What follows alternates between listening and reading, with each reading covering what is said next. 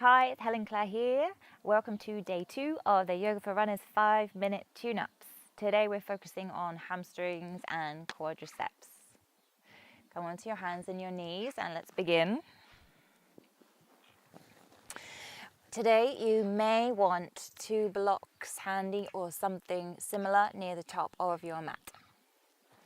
Spread your fingers, tuck your toes. We're coming to downward facing dog. Lift the knees, send the hips up and back. Adjust the feet perhaps a little bit further back. And then start to ease into the backs of your legs gradually, just lifting and lowering one heel and then the other. Lengthening out your spine and easing into the backs of your legs.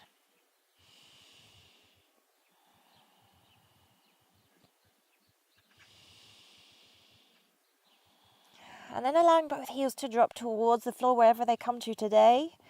Remember, you don't need to drop the heels all the way down. We don't want to completely lock out the backs of the knees either. Find that gradual release through the backs of the legs. And also that nice re-lengthening through the spine. Okay, let's lift the heels and walk up towards your hands. You can always bring your hands back towards you as well, but come somewhere where you can bring the feet flat.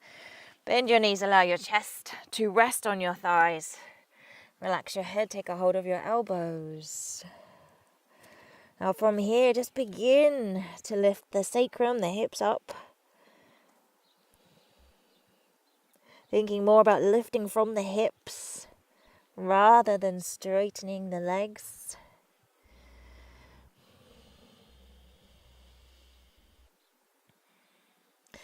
And if you're a long way off from folding in half, then use those blocks. And you have something to press into, and maybe even keep your spine long there as you start to gradually straighten the legs a little bit more.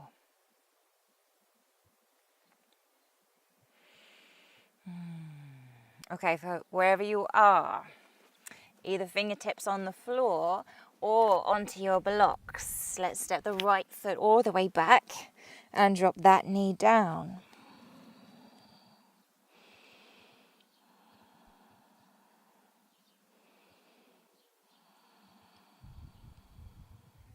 Looking forward, so either fingertips down or use the blocks for some support. Start to ease the hips towards the floor and possibly bringing the knee over past the ankle just to find some nice length there through the Achilles into the calf.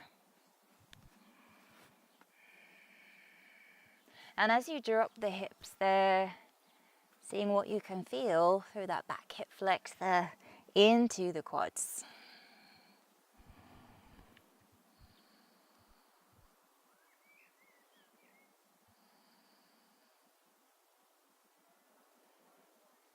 So 5 nice slow breaths here.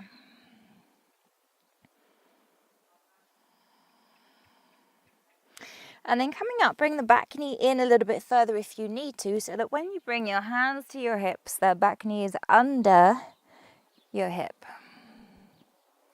Now lengthen your tailbone down, so you're slightly tipping the pelvis back. And that should help to isolate the stretch down the front of that back thigh through the hip flexors and the quadriceps.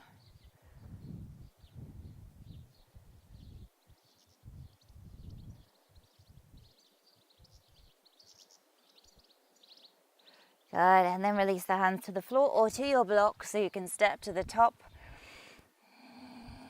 And let's switch sides, take the left leg back. Knee to the floor, relax through your head and your hips.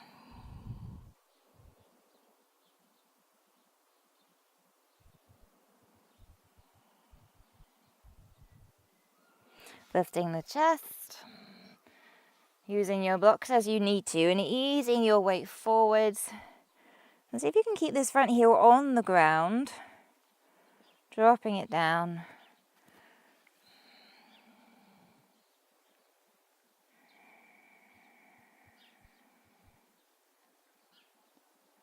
And we can notice that stretch through this front calf and Achilles, but then taking our awareness to this back thigh.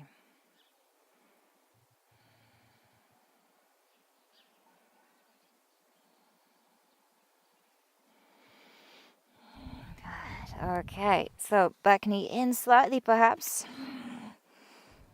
Knee under hip. Again, lengthen the tailbone.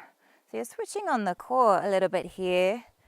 Tipping the pelvis back and just isolating that stretch there through the hip flexors and the quadriceps.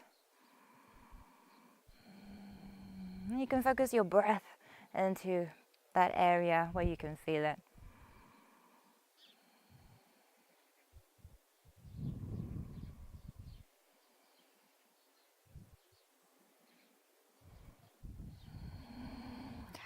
Release the hands down again. Let's step to the top. And again, take your right foot back. Drop that knee to the floor. Lifting your chest, looking forwards. Maybe using your blocks again. Then start to send your hips back. Maybe walk your hands back. Start to peel your toes up. Keep the spine nice and long. Lift from your chest. Spread your toes. Draw them back towards you and hug this hip back. Keep a bend in the knee. Press the heel down slightly as you draw it back towards you.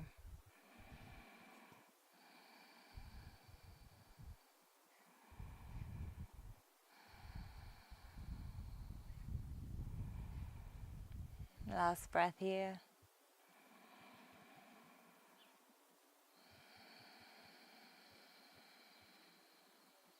And then rocking forward, step to the top, switch sides.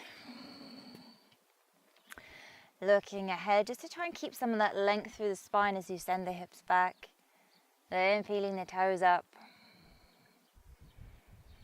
And blocks can be really useful, so do make the most of them, or whatever it is you have there to support your hands. Now hug the hip back, spread the toes. Find a pressing down through the heel, and imagine you want to draw it back towards you. Not looking out the back of this knee, doesn't matter how much it's bending.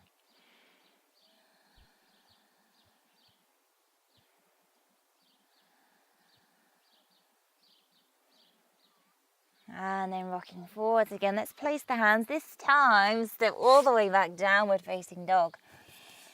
Spread the fingers, press through the hands. And just notice any difference you can now feel through the backs of your legs as you start to drop your heels towards the ground. Send your shoulders away from your wrists and your hips away from your shoulders.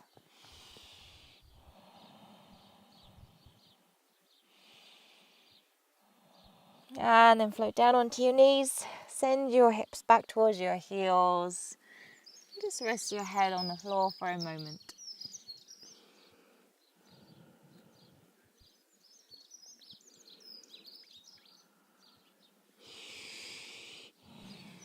Slowly roll up.